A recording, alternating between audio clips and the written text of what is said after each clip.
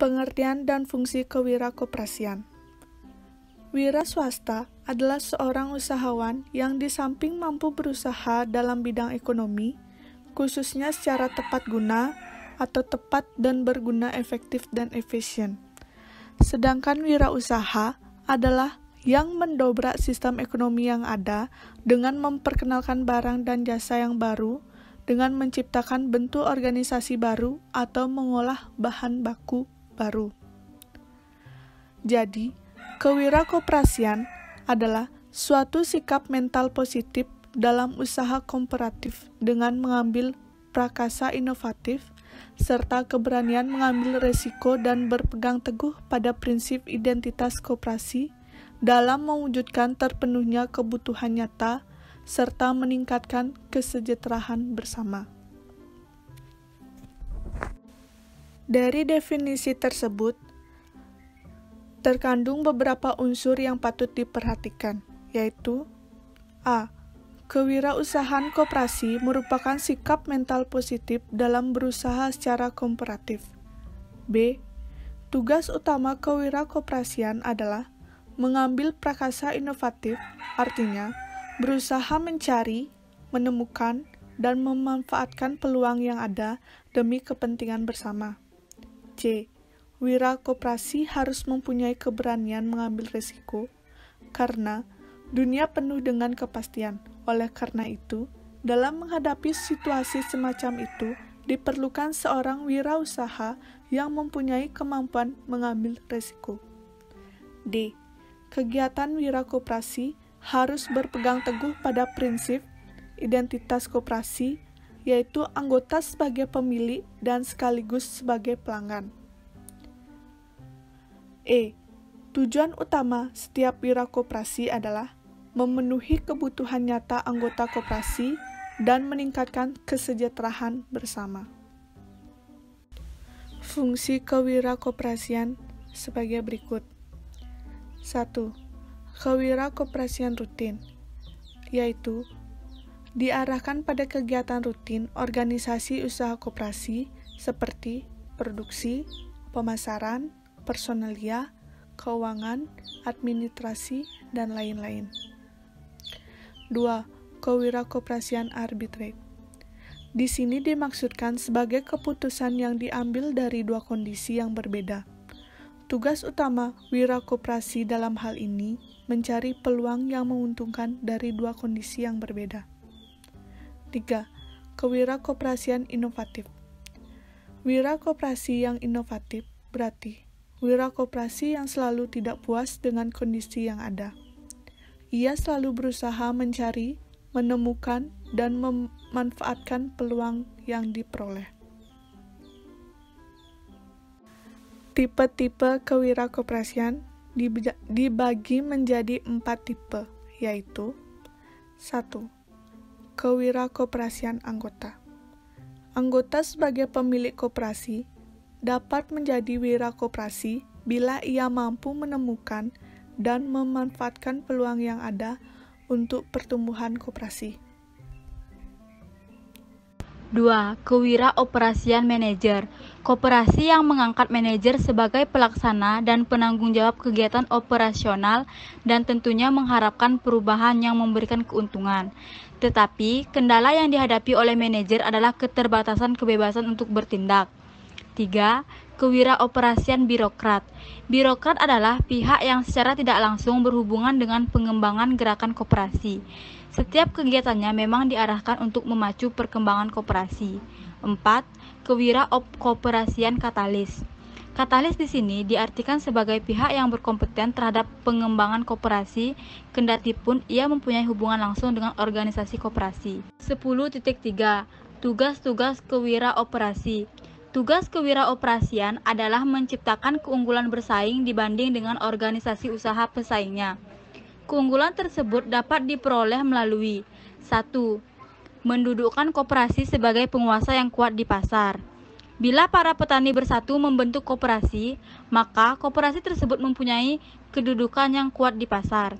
2. Kemampuan dalam mereduksi biaya transaksi, yaitu menekan biaya transaksi.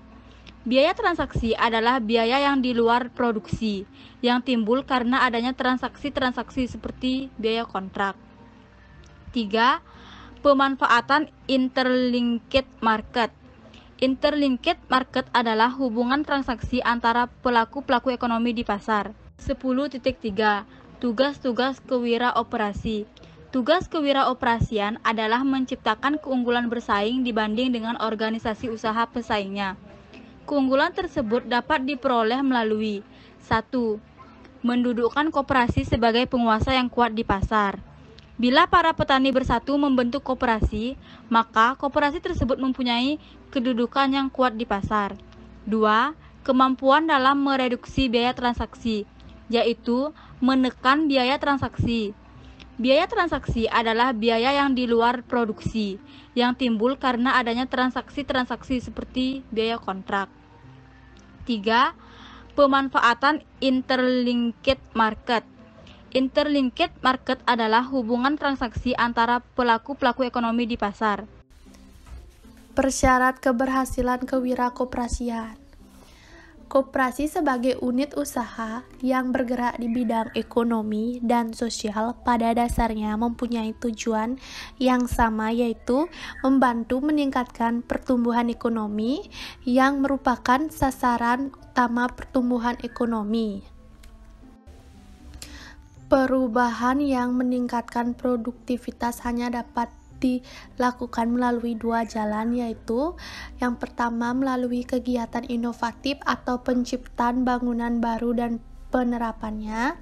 Yang kedua melalui kegiatan peningkatan kegiatan kerja atau berprestasi lebih banyak dalam satuan waktu kerja tetap atau waktu kerja yang diperpanjang.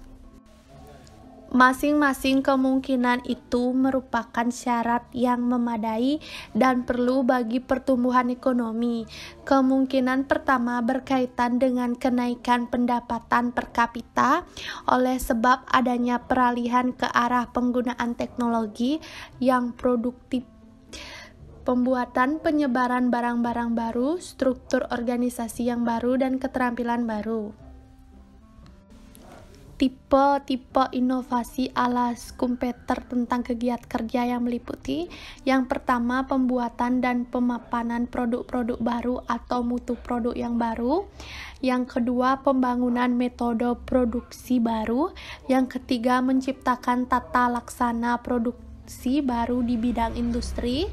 Yang keempat, pembuatan prasarana baru. Dan yang kelima, pencarian sumber pembelian baru.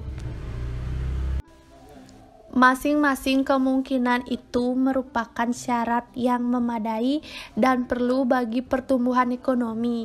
Kemungkinan pertama berkaitan dengan kenaikan pendapatan per kapita oleh sebab adanya peralihan ke arah penggunaan teknologi yang produktif, pembuatan penyebaran barang-barang baru, struktur organisasi yang baru, dan keterampilan baru. Dalam melaksanakan fungsi-fungsi tersebut, seorang wirausaha koperasi dihadapi pada kendala sebagai berikut. Yang pertama, kemungkinan bertindak inovatif tidak selalu merupakan kemungkinan yang diizinkan menurut hukum.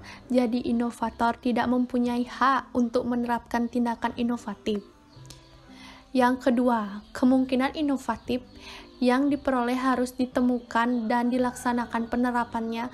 Untuk itu diperbolehkan kemampuan baik personal maupun organisatoris. Dan yang ketiga, kalaupun kemungkinan inovatif tertentu tidak terlarang dan masih dalam rangka kesanggupan seorang atau kelompok, maka perseorangan atau kelompok perlu memiliki motivasi untuk menerapkan inovasi itu. 3 faktor penentu keberhasilan inovasi seorang wirausaha. Yang pertama, hak bertindak.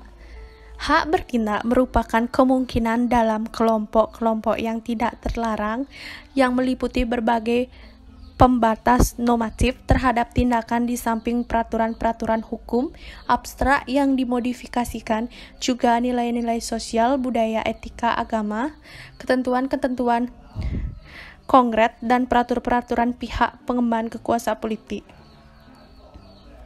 Yang kedua, kemampuan. Kemampuan kecenderungan individu atau organisasi untuk meningkatkan kemampuannya sangat tergantung dari rangsangan ekonomis dan harapan untuk dapat menerapkan peningkatan dalam tindakan-tindakan inovatif yang nyata. Dan yang ketiga, motivasi untuk berprestasi. Motivasi menyebabkan suatu peristiwa mempunyai nilai, baik nilai positif maupun negatif. Segala aspek yang ada kaitannya dengan motivasi dalam situasi yang dialami akan mengandung kadar tuntutan.